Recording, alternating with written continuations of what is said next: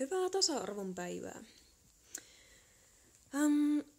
Suomen ekonomit, mun ammattiliitto, on tehnyt jo vuosia selvitystä naisten ja miesten välisestä palkkatasa-arvosta, ottaen siinä huomioon kaikki mahdolliset selittävät tekijät, kuten työurien pituuden, vanhempainvapaat, erilaiset tehtävät ja niin edelleen. Ja lopputuloksena on se, että edelleen siellä on selittämätöntä palkkaeroa miesten ja naisten palkkojen välillä.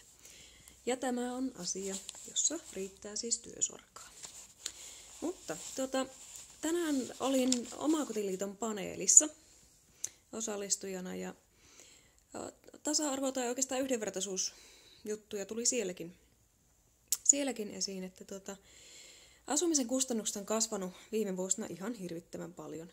Ja pahiten tämä kasvu on kolahtanut tuonne vanhuksiin ja etenkin omakotitalossa yksin asuva vanhus maksaa asumisestaan nykyisin huomattavasti enemmän kuin aiemmin.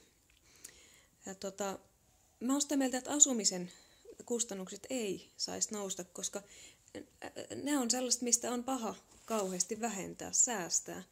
Eli ne kustannukset iskee niihin kaikista köyhimpiinkin ja heillä taas välttämättä sitten sit se on muusta elämisestä pois. Ja toinen pointti olisi, että vanhusten kotona asumista täytyy tukea. Siinä toimii vaikkapa omakotitalkkaritoiminta. Koska se, että vanhus pystyy mielekkäästi asumaan kotonaan mahdollisimman pitkään, niin on paitsi siis yleensä mukava vaihtoehto vanhukselle, niin myös ehdottomasti edullisempi kuin vanhusten laitostaminen. Mutta se tämän päivän jutuista. Huomenna on monipuolinen päivä, nimittäin vihreiden vaalibussikiertue tulee Keski-Suomeen ja mä muun muassa kierrän sen bussin mukana paikkakunnilla Joutsa, Korpilahti, Muurame ja Laukaa. Jyväskylässä käydään lisäksi Kuokkolassa, Vaajakoskella ja Palokassa. Joten nyt ei muuta kuin hyvää yötä ja toivottavasti nähdään vaikka huomenna.